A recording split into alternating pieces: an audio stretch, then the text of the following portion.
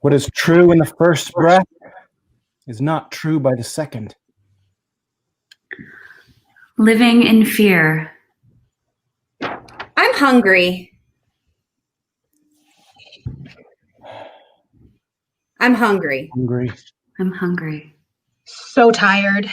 Control is an illusion. Human interdependency. Human interdependency. Why did I come in this room again? What strips you down? Is it true? Have I failed? What waits on the other side? What do I do next? How now? How?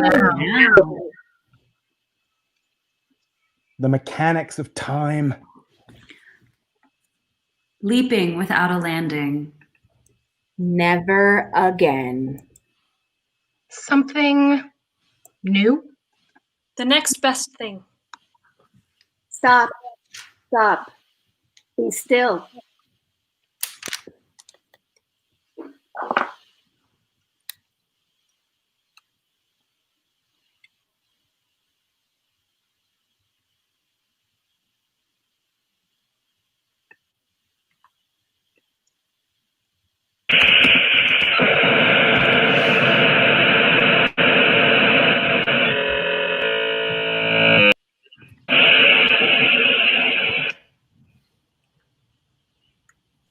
Tripping through the hallways, stumbling down the ridges of my ribs. It's music, but atonal.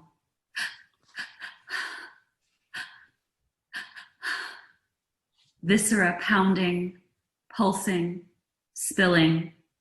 My fingers are wet. I'm lost in the hidden passages of my own body, my own house. This year, this place, I can't find my way. Tripping through the hallways, stumbling down the ridges of my ribs. It's music, but atonal. Viscera pounding, pulsing, spilling. My fingers are wet. I am lost in the hidden passages of my own body, my own house. This year, this place, I can't find my way.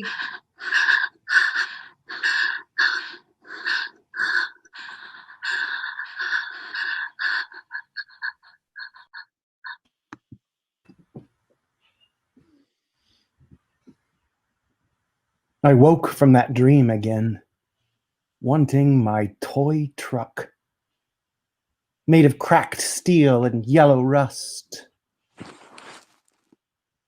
Where is my truck? Vroom. Childhood sounds a bit like this, made of old sand and perpetual action. Tonka. Some words sound wrong. This word sounds right. Where is that truck? I remember, I think, the moment my sister gave it to that lanky kid down the street with the dirty shirt and the raccoon eyes. "It's not a Tonka truck," she screamed at me as I ran after the kid down the street. Or maybe that was the dream.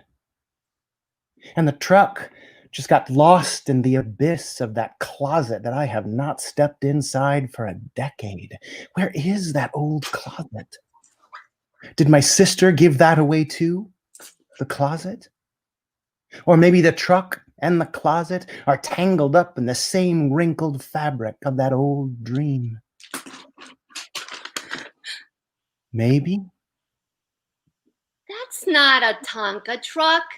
That's a piece of paper. That's not a Tonka truck. That's a piece of paper. Netflix party. That's not a party.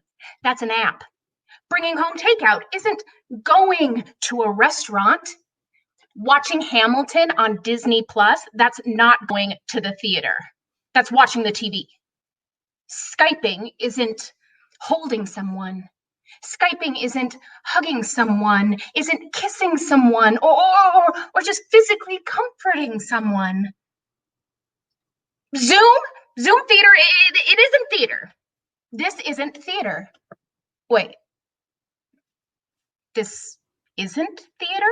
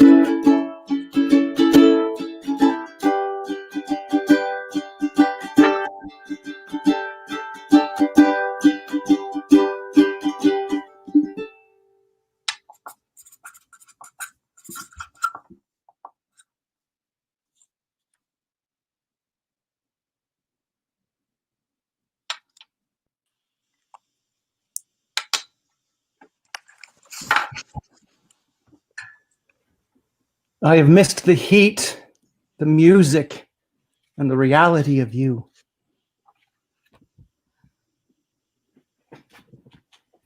I'm not sorry.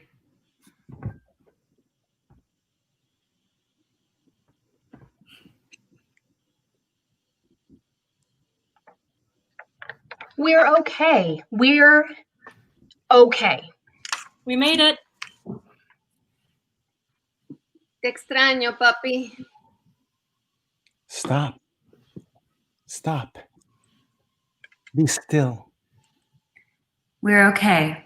We're okay.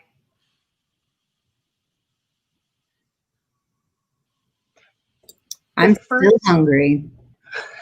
The first breath. Be still.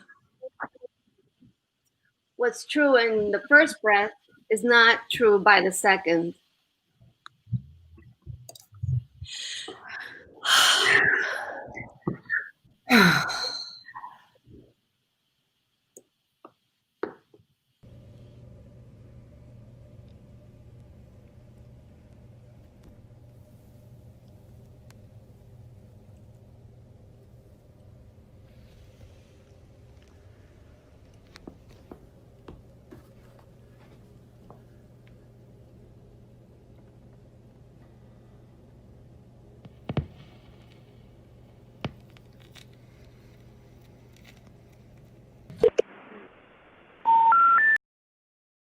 Marc Devine, you played last weekend. Fantastic. I refer to you as a ninja of this game. I generally put an expletive before ninja. That much of a ninja. But I was so impressed with the way you played the game that I thought it would be important for kind of everybody who's interested in the game and who's interested in playing the game to just hear from you. So I had a bunch of questions that I want to sort of ask you. Sure. What did you think the challenge would be like when I approached you? about it. What were your perceptions? What do you think you were getting into? I think initially I thought, like before I saw, because I saw the first episode you did, but initially when I taught our first conversation, I thought it was, this idea of like trying to write a story in 3 hours and then put it up. And then after seeing the first episode, I feel like I saw a couple of teams approach it from a purely linear story writing approach. And so after seeing that, and also thinking about, because I'm teaching a lot through this medium online, and I've been looking at like, how do we do theater over Zoom? I started thinking about like, how do we challenge this sort of space that we're in? We're all in little boxes, which is nice. It's like small little prosceniums, but I really wanted to push the boundaries of that. So I was just trying to think of ways to stretch that. And after watching the first round, I thought, I'm used to doing really experimental work as a deviser, so I thought I would go with that approach. Right. That helps. But that's important to note, is that you have experience and interest in creating more abstract devised work. And for those who don't know what that is necessarily, it's sort of creating together as a group. Is that true? Yeah. So it's like writing a piece. It could be anything. It could be linear or nonlinear, but as a group, right? Rather than just one writer, like one playwright, and then the actors do what the playwright says or do what the director says. Right. Really sort of try to approach it and that was where I recruited our team. Each of them had done some type of devised work, either with myself or I'd collaborated with before. So a lot of my approach was about giving them things so they could just go make something. Yeah. And then we just started putting them in order at the end, like. And somebody on your team said that that a lot of your team were directors. Some of them are. Some of them do have experience directing. I think the person that said that feels that they are more of a director than an actor. Yeah. So I think that's true for them. I think that like it was probably about half and half. Like there are a couple on there that would be more in the performance realm. But you knew that these people could go away and come up with something that, was solid, that had its own expression to bring back to the group. Yeah. So I would give people prompts and themes. It's sort of like giving people like a laundry list of things to accomplish. It's kind of like what you do at the start with this. It's like, okay, you need to create like an 8 to 11 minute piece. You have to use these ingredients, costume. You have to use these props. Here's a theme, go. And so what I did is I would sort of break that down into smaller structures and say, okay, we need something like a 1 minute thing about this, go. And so we were in Zoom. And so I just put them in breakout rooms. I couldn't even see what they were doing. And then I would say, okay, come back, let's share. And then I would say like, you have 10 minutes. You need to create 3 things in 10 minutes. Yeah. You can share 3 1-minute things. And then we share them. And then we say, okay, some of it would stick and some of it would go, yeah. And then we would see something later and we might say, oh, take something from that first thing you did and add it into the second thing. Let's make a new thing. So after the orientation that I hosted, your first move was to get together with your team on a Zoom call or Zoom meeting. And did you plan that Zoom meeting beforehand? Did you give everybody a link before that, or did you just sort of know? Yeah. Yes. No, I did. I actually had because some of the group didn't know each other, so I had a brief like 10-minute introduction before your orientation. Nice. Just so they could say like, hi, my name is so and so. This is how I know Mark, me, Yep. And then I would just give them a rundown of like, this is kind of how this might be the form that I give you. And I started to think about in planning out the meeting. Yeah. So I sent them a Zoom link for the rehearsal. I was like, this is our Zoom rehearsal. And I had one member, because I had the question in orientation about numbers, how many people could be in StreamYard. I had one member who was potentially going to be a performer or also potentially just going to be my script handler / stage manager. Right. And he was fine with being flexible. And I was like, it's going to go either way. I'm just going to clarify this. And so he was helping me organize, which was helpful because if I had to get out of the Zoom chat, like we had to send you like 15 minutes, our first 15 minutes. You know? And so I have to actually leave the Zoom chat to do that. So it starts recording. Right. So I would just make him the host and I would leave and then I'd come back. You know, did you prep your team in any way the week ahead of time? What was how were you orienting people to the game? I created a Google document. So it was a shared document and I asked them a couple of questions going in. So I told them I was interested in looking at site specific stuff. So I wanted to know what locations they might have around their house that they would share with us architecturally. And so somebody was like, oh, we should take pictures of these. And I was like, great. And then so I created more of a Google folder. They uploaded those. Some people took videos of their inside of their houses. And then I just asked them just like as a theme, because I know that writing something cohesive in 3 hours that has a storyline is really tricky. Yeah. So I said, well, who are we and what's true for us right now? Because either way, my feeling was if we're writing something that's coming from ourselves, that's true, the audience will possibly connect with it. Right. Because it's our truth. If we're really speaking our truth or doing something that's true for us in this moment, then, and I was like, let's just approach it from that lens rather than trying to be clever. Yeah. And I really appreciated that about your piece, that it was personal, that it was inspired because it was personal. I love the person who was sort of saying, this isn't theater. This isn't, and her truths were very interesting and they were challenging. It's like, yeah, no, it's not. And then for her to be her to have revelations of her own in the moment, I thought were beautiful. She came up with that after they made the whole Tonka truck thing.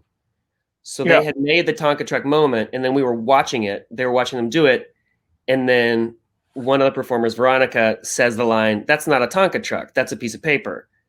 And then so the other creator was like, "Well, we should just have a monologue right now. Like that's not this. That's not a this. None of this is this." And I was like, "Great, write it right now. You have 2 minutes." And then she wrote it, and I was like, "Great." Now, after your initial meeting, after the orientation, how long was that meeting? Well, we ran the meeting the whole time, like for 3 hours. Like I just left the Zoom meeting open. So we started with I came in with a slight form because I was thinking about well, what's theatrical? Yeah. What are forms that are theatrical? And so I gave them the form of a chorus.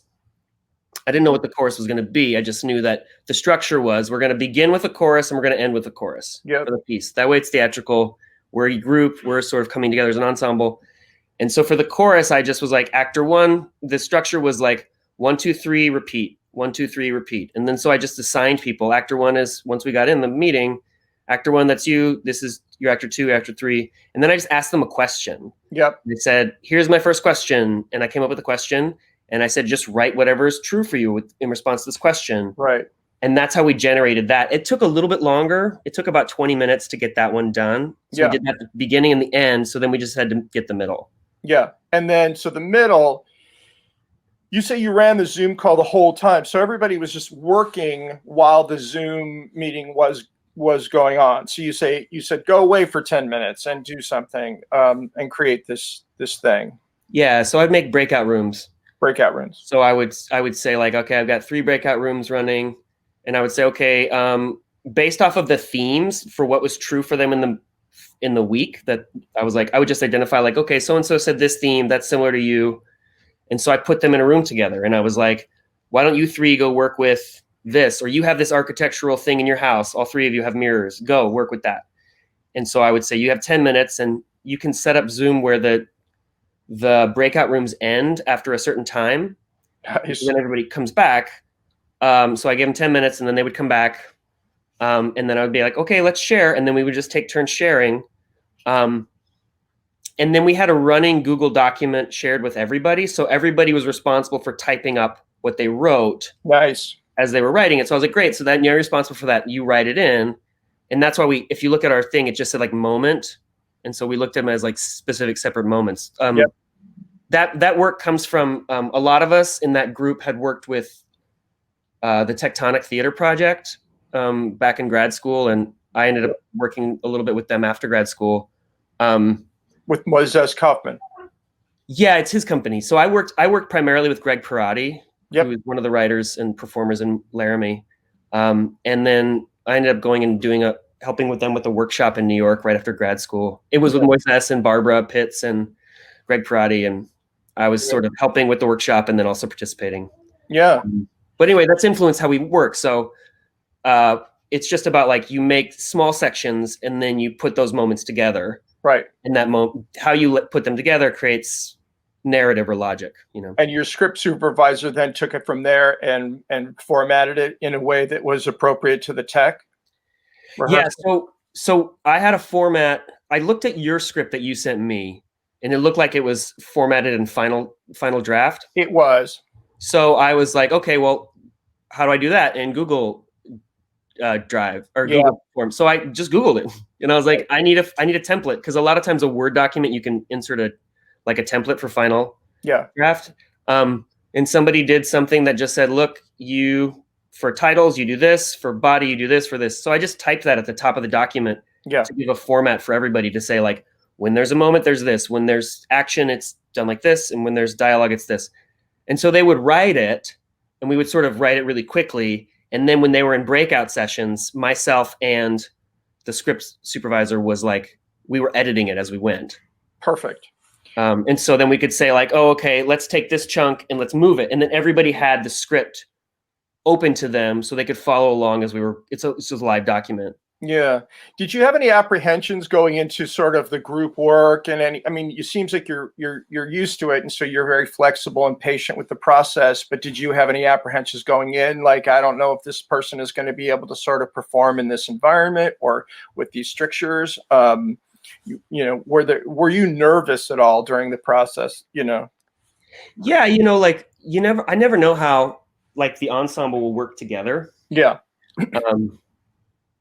And so there's always like those personalities, like and those work themselves out. This ensemble turned out to be really generous with each other. So everybody was really saying yes. And like, let's just keep building.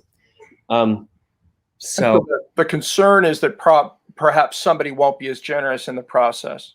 Yeah. If people, I think it comes challenging if people shut down. If people feel like if I'm like, okay, let's go with this prompt and go. And they say, well, I don't understand. I need more clarification. Right. So I'm happy I do clarify, but then I want them to try to just build. And so I give them the idea, like first thought, best thought, then compose. Yeah. Yeah. Make something. Yeah. Just do it. And did you,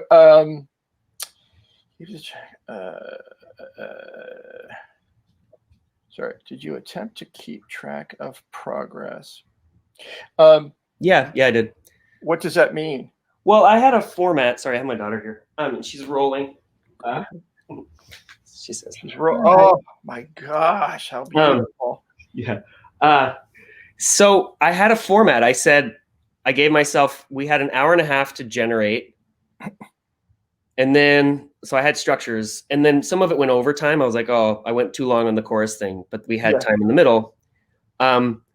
And I knew we had to build a 10-minute piece. So it was like, if the chorus was a minute and a half and the end chorus was a minute and a half and I had a minute cue, then I had to build this many sections. Yeah. And then I would say, we'd build a section and then I'd say, okay, well, what's missing now? If we put these in order, it sort of is evolving to this very dreamlike thing. Yeah. It goes in this order. So then what are we missing? Yeah. So sections were a good idea for you, really kind of cutting it into or, defining sections. Well, and I wanted to think about how to give everybody an opportunity to make something, even if they weren't necessarily all on screen at the same time. Right. But they were all contributing in the creation and the writing process. So, right. But then, like when we got to, I was like, okay, we have an hour left. So we need to do these last couple things. And then I wanted to make sure that, there was a point in time where I said, we're not making anymore and we just need to go through this and run it and see if there's problems. And so we're able to run it twice, I think, before. At an hour and a half, you started running. I think it was about 2:15. Okay. I gave them a 10-minute break in the middle. I was like, all right, we need to take a break. Yep. Everybody go break and then come back.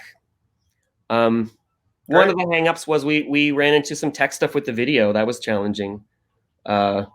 So like one of the actors was supposed to record themselves using the green screen moment, but their computer, like I could do it on my computer, but their computer couldn't handle the size of the file as a background. So they had created the idea of it, and then they wrote text to go underneath it, and they were like, this is what it'll be. And so after like 10 minutes of working on that and trying to futz with it, I was like, well, I can do it on mine, so I'll be the actor. Yeah, great. You told me in the after party how you made that video, because it seemed so surreal and dreamlike. I didn't understand what I was looking at, but of course I loved that about it. How did you shoot that, and how did it look so surreal? Well, so one of the things, we took that as like a found object. So, and by found object, I mean,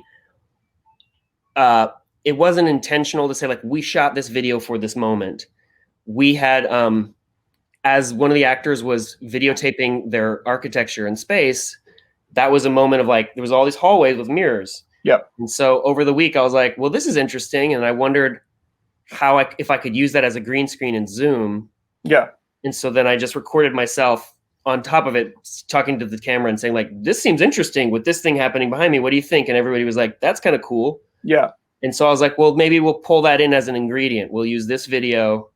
Yeah. And then with somebody else, and somebody else was like, well, what if it was Monica talking and Monica shooting the video, and then she sees images of herself, and then it's like this really weird rabbit hole thing. And I was like, let's do that.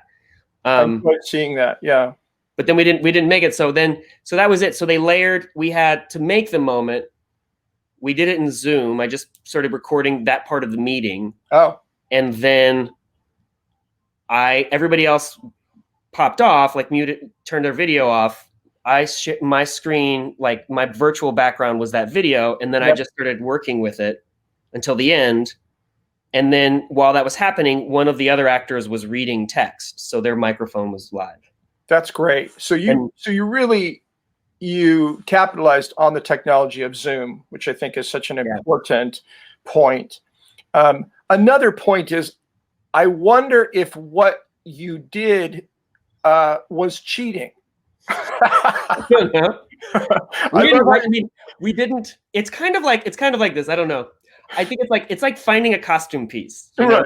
It's like, what do you have? And we're like, well, we have this video. Yeah. Yeah. Can we use it? And it's like a prop. Like, it's like, if we think of them as objects. Well, I know. I heard you just say a sort of found object, Ken. And that's the way I rationalized it. Like, that's fair. And so that's what makes me think, well, yeah, I guess. I mean, I don't know, if you'd worked on some sort of percussion track your whole, for a year and made it beautiful and perfect, and you used that for a song, that seems okay.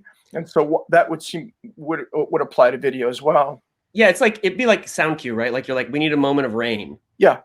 And so we're like, we need a moment of video. Do we have anything already shot?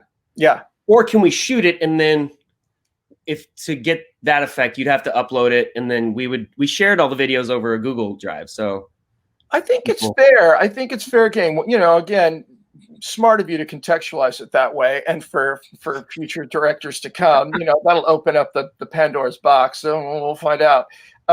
They shouldn't, I won't say this, they shouldn't try to shoot. We didn't try to shoot a movie. Like, we were really looking at with this question about is it theater? What are theatrical devices, and can they hold up? So we did the paper. Yeah. Right. And holding up words on paper. Yep. And I was like, that's very theatrical.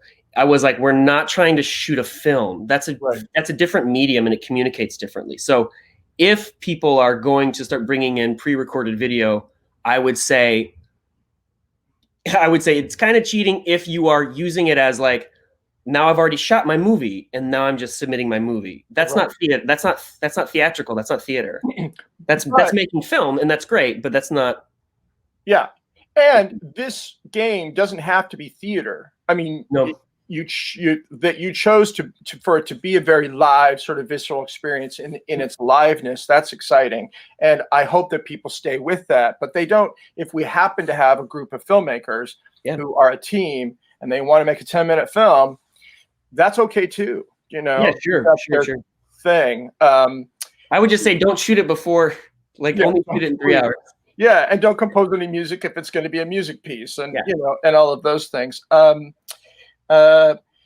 You answered so many of my questions as you were talking. I was surprised to.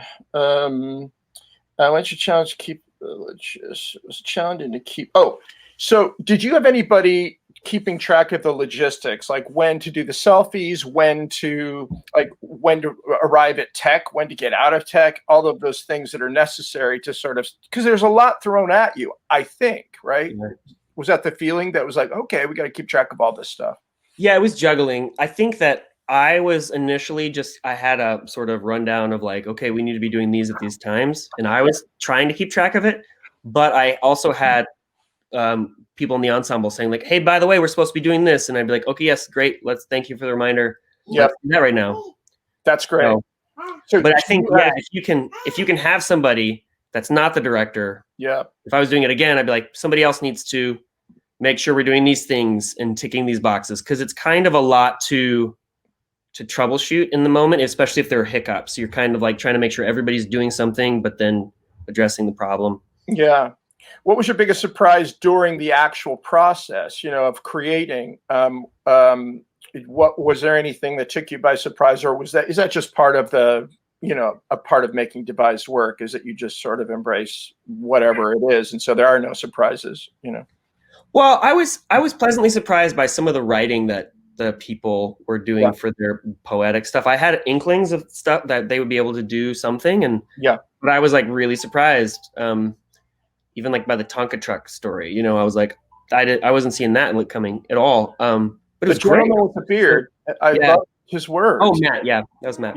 Yeah, and but yeah, like no, so that's part of it. It's kind of like seeing what comes out of it. Now, it's not that we just put everything that everyone created into it. We would sort of, you share, like everybody shares, and then if there's something that really sticks, and I guess that sort of falls on the director, and then I was always flexible. If the ensemble was like, I really like this, I'm like, great, everybody likes this, so that's the feedback, audience likes it, so let's go with that. Yeah. You do filter. Yeah. So in that way, you were definitely acting as a director. Mm-hmm. Yeah. And as far as, and you were organizing the whole thing and really coming up with a context for people to work within. And that is also directorial in the way that devised work could be, you know, has a little bit of a guide to it.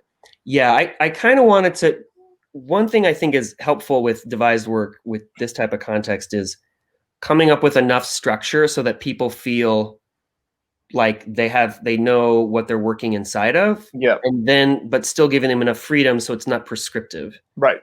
So it's like this idea of like, give it a slight form and then you figure out the content. Yeah, or where the rails are so they can bump up against them and just sort of go in that direction. That's great.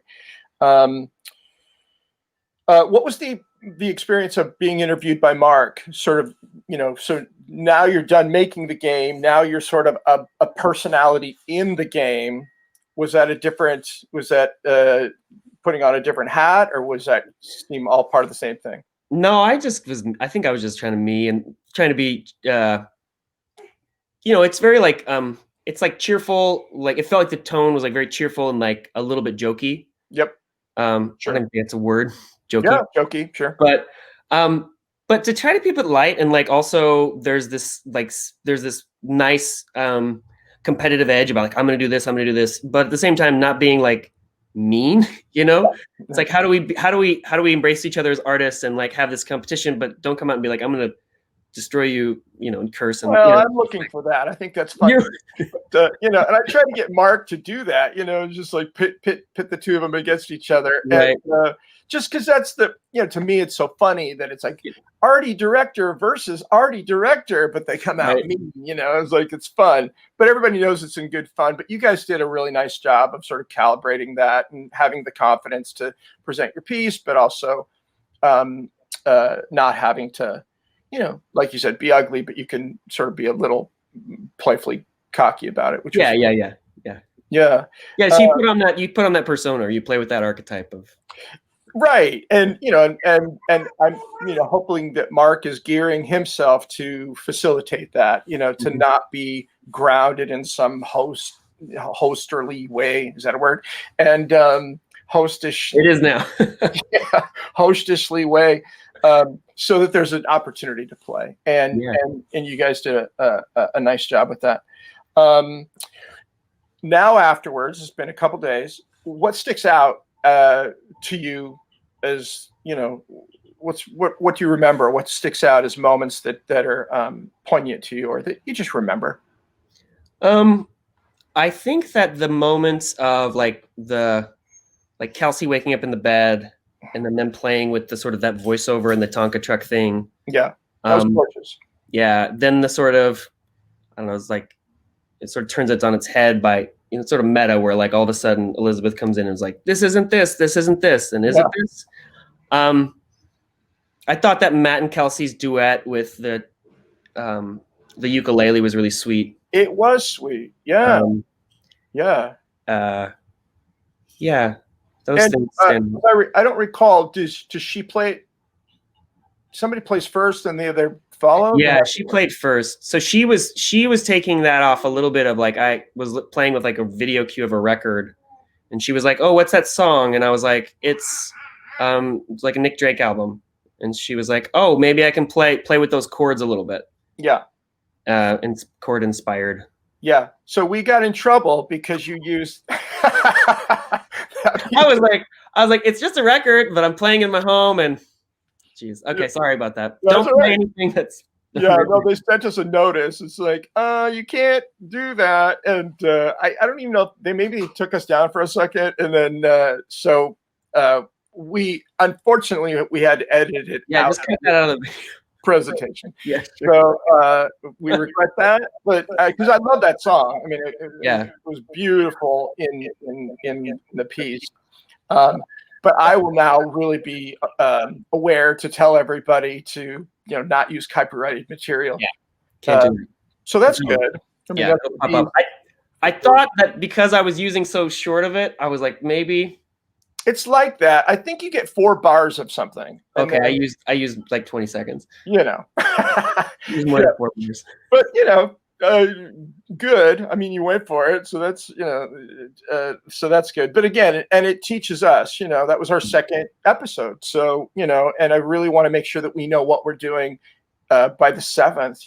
And the voting was strange. 20. Did you have people talk to you about sort of they couldn't vote? I mean, did you? I think the cast was saying something. But I didn't. People out of about 43 people could vote. The other people could not see the link. So we're fixing that this time. Yeah. But that's what happened. Well, anyway, Mark, I hope that you come back and play. We've talked about that. Mm-hmm. Yeah. I definitely want to.